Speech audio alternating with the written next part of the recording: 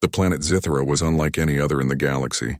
Its skies shimmered with green and violet hues, and massive crystal towers rose from the ground, reflecting light in every direction. Alien ships floated silently above its cities, gliding over the bustling streets of beings with slender bodies, translucent skin, and eyes that could see in multiple spectrums. Zithra had always been a place of strict rules and tradition, where society followed laws that had stood for centuries. But today everything was about to change.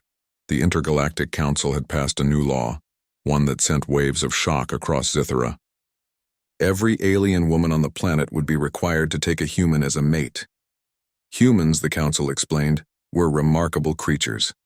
They had survived countless challenges on Earth, adapted to harsh environments, and their ingenuity had helped them thrive in ways no other species could. The law was controversial, but the Council insisted it was necessary to strengthen interstellar relations and enhance cooperation between species. The aliens of Zithra were divided. Some were curious. What were these humans like? Could they really bring new strength to their society? Others were fearful. The law felt invasive and unfair, forcing alien women into bonds they did not choose. Among these women was Lyra, a young scholar known for her intelligence and independence. She lived in the city of Crystallis, where the towers gleamed like diamonds, and knowledge was as valuable as life itself. Far above the cities, a human ship approached. It was sleek, silver, and unlike anything Zithra had seen. Inside, Captain Elias looked out at the alien world below. Humans had trained for this moment for years. They had learned alien languages, studied alien customs, and prepared for both diplomacy and danger. Elias knew Zithra would not welcome them easily. Still, he carried a calm confidence. Humans had survived worse than cultural resistance. They thrived where others failed. The ship descended slowly, its engines humming softly. As it landed in the main plaza of Crystallis, aliens gathered, their eyes wide with awe and suspicion. The humans stepped out. Elias was tall, with broad shoulders and steady eyes that seemed to look through the crowd, not in a threatening way, but with a sense of calm authority. Behind him were several other humans, each displaying strength, skill, and readiness. Lyra watched from a balcony above. She had heard about humans, of course, but seeing one in person was different. There was something in Elias that commanded attention, not just his size, but his presence, his confidence, and the way he moved with purpose. She frowned, unsure whether to feel fear or curiosity. "Welcome to Zithra," Elias said, his voice carrying across the plaza. "We come in peace. We are here to learn, to help, and to cooperate." Murmurs ran through the crowd. "Cooperate?" one alien whispered.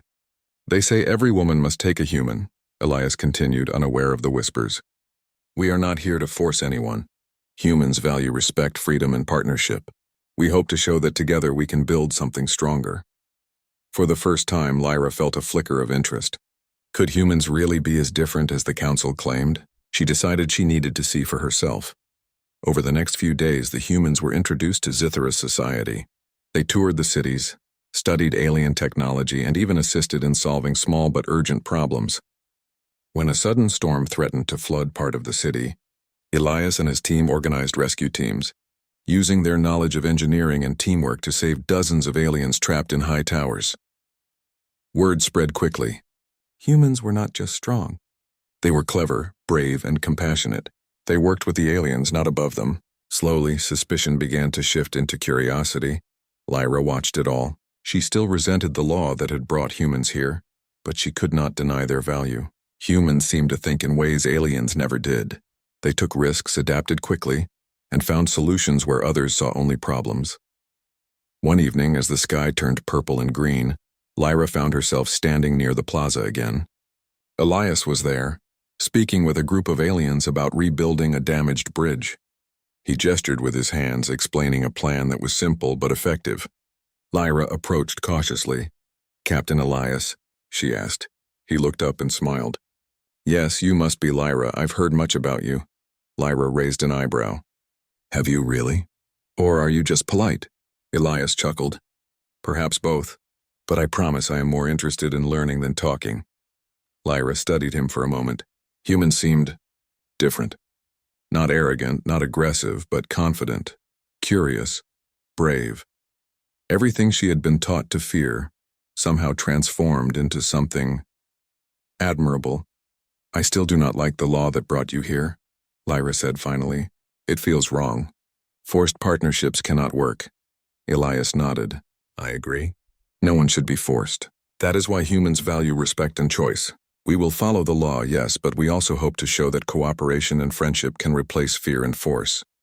Lyra considered his words. She had always valued knowledge and wisdom, and here was a human who spoke not just of rules but of ethics, of understanding.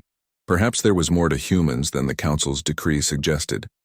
Over the following weeks, humans worked alongside alien engineers, scholars, and city leaders. They repaired damaged buildings, improved energy systems, and even helped alien scientists in research. Every task highlighted a simple truth. Humans were adaptable, innovative, and unafraid to take responsibility. But not everyone welcomed them. Some aliens still viewed the humans as intruders, dangerous and unpredictable. Rumors spread about factions planning to resist the humans' presence. Tension simmered in the background, threatening to explode. One day, a delegation of alien officials confronted Elias and his team. "Humans," one of them said, "your presence disturbs our society. You solve problems too quickly. You inspire hope. Some of us find that dangerous." Elias listened carefully. "We do not seek to control or dominate," he said calmly. "We only wish to help and to show what humans can offer. If fear drives you, let us work together to replace it with understanding." The officials left, murmuring among themselves. Lyra watched from afar, her mind racing. Humans were not like other species. They inspired change, but not through force. Their strength was in their character, their courage, and their wisdom. As night fell over Chrysalis, Lyra climbed the tallest tower and looked at the city below. She thought of the humans, of Elias, and of the law that had brought them here. Perhaps, she mused, this law was not just about control. Perhaps it was an opportunity, a chance for Zithara to grow, to learn, and to become stronger by understanding humans. And as she stared at the stars, she felt the first flicker of hope. Humans had arrived, and though fear and resistance lingered, she sensed that change, good change, was on the horizon. Life on Zithara had begun to change. The humans' arrival was no longer a distant event observed from afar. They were now part of the city's daily rhythm. Aliens moved carefully around them, some curious, others suspicious. Yet wherever humans went, something remarkable happened. They solved problems, helped people, and unintentionally inspired admiration. Captain Elias had become a familiar figure in Chrysalis. Every day, he and his team worked alongside alien engineers, scholars, and city leaders. Their approach was simple but effective. Observe, understand, and act with intelligence and care. Where aliens relied on long-debated protocols, humans relied on adaptability, quick thinking, and collaboration. Lyra could not help but notice. She walked through the plaza one morning, carrying data crystals for her research, when she saw a small crisis unfolding. A transport drone carrying supplies had malfunctioned, teetering dangerously above a crowded street. Panic spread quickly among the aliens. Elias was already on the scene. He assessed the situation in seconds, giving calm instructions to both humans and aliens. "Tie the stabilizers here. Redirect the power flow there. Don't panic, follow my lead." Aliens hesitated, unused to following someone so confidently. But as Elias worked alongside them, demonstrating each step, the drone stabilized and was safely brought down. Lyra approached, impressed despite herself. "You handle crises differently," she said. "Aliens would debate endlessly before acting." Elias smiled. "Humans learn by doing. Sometimes thinking is important, but action saves lives." Lyra paused. There was something she respected in his words. Humans were not reckless. They were decisive, adaptable, and courageous. She wondered if her people could learn from them. Over the next days, Lyra observed more of the humans' work. They did not merely fix broken machines or save lives.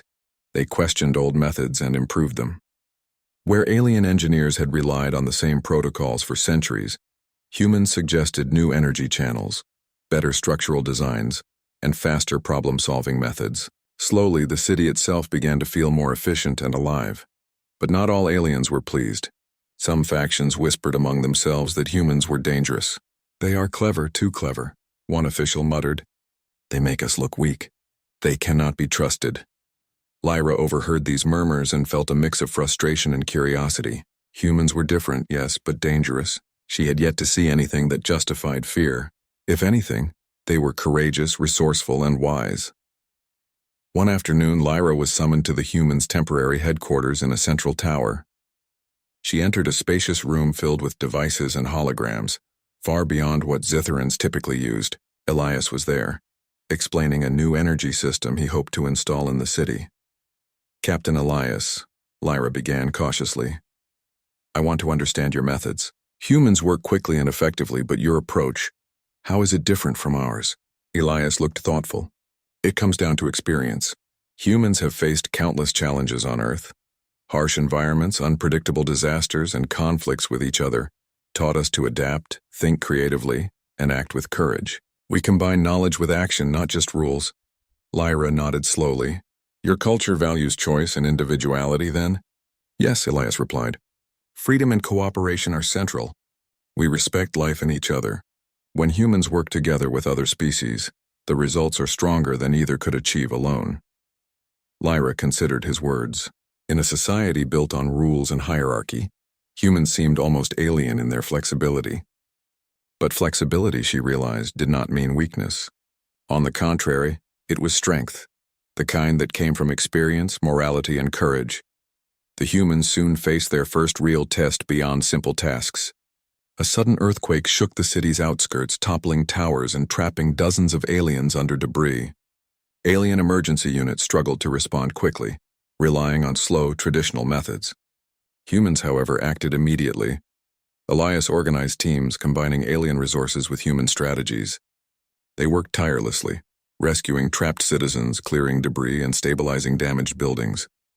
When the quake subsided, hundreds of lives had been saved, thanks largely to human initiative. Lyra witnessed the event firsthand.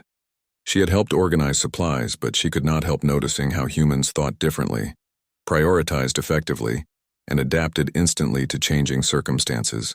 For the first time, she began to see humans not as intruders, but as indispensable allies. That night, she walked the quiet streets, reflecting on the day's events. Humans had saved lives and inspired awe, but not all reactions were positive.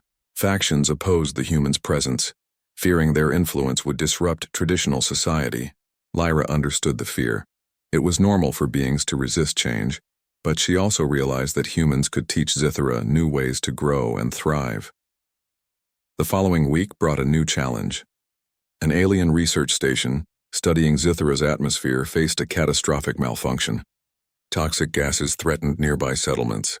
The alien scientists were experts yet paralyzed by the risk, debating endlessly on how to act. Elias arrived with his team. He surveyed the situation, quickly creating a plan. Humans and willing aliens worked together to reroute the gas, seal the leaks, and stabilize the station. The operation was dangerous, but it succeeded. Afterward, Lyra spoke to Elias. "Your methods are effective, yes, but sometimes alien caution is important. How do you balance risk with safety?" Elias smiled. "Humans calculate risk. We act decisively but carefully. Courage is not the absence of fear. It is the choice to act despite fear, to protect others, and to improve outcomes. That is why we survive and thrive." Lyra considered this. In her society, fear often prevented action, even when solutions were clear. Humans acted, learned from mistakes, and adapted. Perhaps that was why they were so exceptional. In the days that followed, humans continued to interact with alien women, including Lyra. They did not force bonds or demand obedience. Instead, they listened, shared knowledge, and demonstrated respect. Slowly, curiosity replaced fear. Some alien women began to see humans not as threats but as partners who could inspire and protect their society. Lyra herself began to change. She spent more time observing Elias and the humans, asking questions and assisting with their projects. A cautious respect grew between them, built on mutual intelligence and shared purpose. She could not deny that humans were extraordinary, brave, resourceful, and morally strong. Yet tension lingered. Some aliens openly resisted humans, spreading rumors and trying to undermine their work.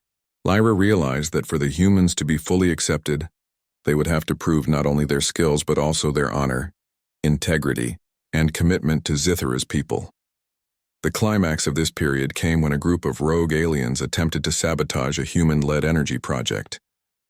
Their plan failed because humans anticipated challenges, worked with local allies, and acted decisively.